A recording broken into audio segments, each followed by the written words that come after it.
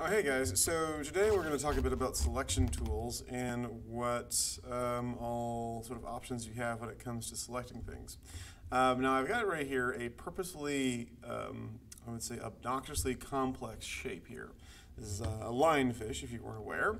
Lionfishes are an invasive species of fish that are sort of overtaking the Gulf in the United States and other places. They're originally from the Pacific, but they have these little poisonous, or venomous in this case, venomous spines going up and down, on all their fins and all their, on their back and stuff. And they are really voracious eaters, and they have a real hard time. They don't have any natural predators in the Gulf.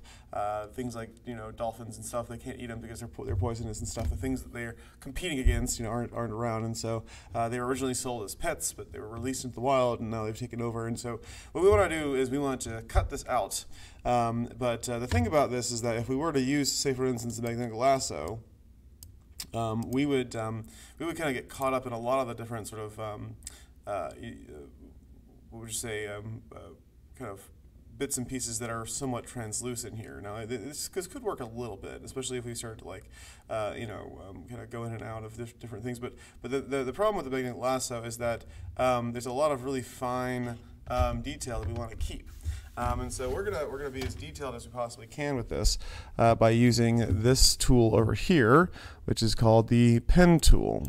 We have several different ways of using this. We've got the pen tool, which essentially the pen tool works like this. You make a point by clicking, and you make another point. And then what you can do is you can then pull you can kind of click and drag, right? Let me just see if I can't show you over here so it shows up a bit better. So I make a point, I click, I hold, and I drag around. I don't let the mouse button go, and it makes a little curve here. Now what's neat about this is it actually curves around and kind of follows that sort of path as you go through it. Now you can do a number of things with this. You can make a stroke on that path. You can do all a number of things, but the big thing you can do is you can create a selection. And once you have that little selection, you can do several things. You can make a new selection, or you can add to the selection, and you can do what's called feathering the selection. And I'll talk about what that means in a second here. But now we have the little marching ants, and I can move this selection around. Oops. So in this case, what I'd do is I could move this around. I could do any number of things so that I could sort of make a copy from the background or something like that. So make a copy, then I have this little cutout here, right? But we want to select around the fish here, and we want to see if we can get as close as we can as possible. So I'm going to do a few of the steps here, and what you'll want to do eventually is you'll want to kind of start off on your own. You'll want to start kind of making these little cuts, but I'll show you what the general technique is of cutting out a really complex shape like this is. So I'm going to zoom in a good deal here. First thing I'm going to do is I'm going to actually copy this. I'm going to duplicate this layer, and I'll just make the background go away for now. And I'm going to start off real close to the and this doesn't snap at all, so you have to be kind of close, and it's going to be a little bit out of focus here. That's okay. I'll just kind of follow along as best I can. I'll make a couple of clicks. Now I'm going to start here, and if you want to start where I start, you can. Essentially, what we want to do is, let me just get in closer here. We want to get as close as we can to the sort of natural curvature of this fish's body. And what that will entail is that sometimes we have to sort of like judge where we're going to put the next point. So I'm going to put this point here, curve it a little bit, and then put the next point here, let it curve outwards, then let it curve inwards again. And I'm just going to stop. I'm not going to select anymore. I'm just going to go off and just make a couple of clicks, come back up to the point of this fin, and just sort of curve it around like so. And then what I'll do is I'll right-click on it, and I'll say make selection. And I won't feather it at all. I'll make sure it's anti-alias. That'll give us a less of a harsh edge. Press OK, and then I'll just press delete on the keyboard. And you can see right here that this is now cut out from the background. And I have this sort of transparent thing. Maybe we'll put this in our little conservation journal where we're trying to help control the population, the overpopulation of these lionfish here. So once I've made that first thing, I'm going to go ahead and save this, and I'll save this as a PSD here. I'll just call this. I'll put this over my pictures. I'll call this lionfish cutout labello. I'm going to cut out this lionfish here and save it as a PNG. And maximize compatibility. And I'll continue doing this. And I'll show you a few more instances of what we're going to do here and kind of how it's best used. I'm going to start up here in this corner. I'll just kind of pull around. I'm making a few straight lines here or there, but mostly what I'm doing is I'm trying to curve around by just pulling this bit back and forth. And what's neat about this is you can actually take these little handles, these little circular handles, and sort of move them around a little bit. So if I want to like take this and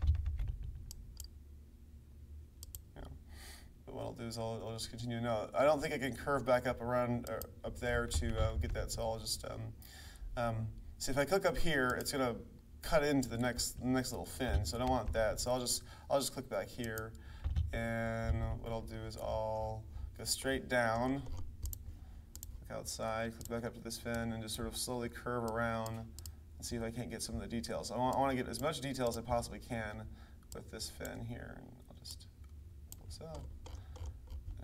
Up here, and I'll connect back up here, make it close, and I'll just make a selection. It's okay. And now before I press delete, what I can do now is I can actually go back up here and I can catch this little bit that I missed. And I'll just select around this way here, go outside of it, connect back up to it. And then when I press make selection, I'm going to make sure I click add to selection. I'll press OK. And you have to do that every single time. It automatically defaults to make a new selection. So I'll delete that. I'll just get there. Right. Now, I think there's several things going on here. I want to say this is all water between these little spines here. I don't think this is a one little fin. I think this is all water. Right here we've got some translucence over here. So I'm going to go ahead and kind of go up here and sort of tackle this and get these out. I'll just make these little tiny selections. Make selection. I'll just delete that. And I'll do the same thing up here.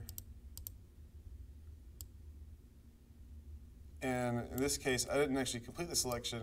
But I'll just make a new selection here. And I'll just, and it sort of defaults. So that sort of makes this the shortest route possible between the 2 points of the path. And I'll delete that as well. And I'll do that. And so you get the idea. The idea is that you want to extend your path, right, from where you've sort of picked out, for the details of this fish, and I'll just make a sort of a broad stroke here just so you can see what I'm talking about, all the way to the edge, outside the edge of the photo, and then you can pull it in and you can start making, these big broad strokes here, and you can make this path, make the selection, and you can either delete it or you can go in and you can edit it further in the Quick Mask tool. If you don't remember how to use the Quick Mask tool, what you do is you press Q on the keyboard and you have your brush set up to paint either white or black. In this case, I'll choose white, and I'll just remove some of the selection here. If you press D on the keyboard, it changes it to black in the foreground, and you can sort of add to the selection here. Everything that's red is selected, or no, it's not selected. Everything that's white is selected. So just press X here. That, and I'll just press Q one more time to get back to my marching ants here, and I'll just press delete. And now it's gone, right? So, so you can do so go ahead, get your picture downloaded. Open it up in Photoshop, and see if you can't cut out this entire lionfish. Get in between it all with all the and see if you can't use the brush tool to do this, because that's how you're going to get the most exact cutout. That's going to be able to look the nicest if you put it like in your little publication. All right, well, very cool. Can't wait to see you guys produce.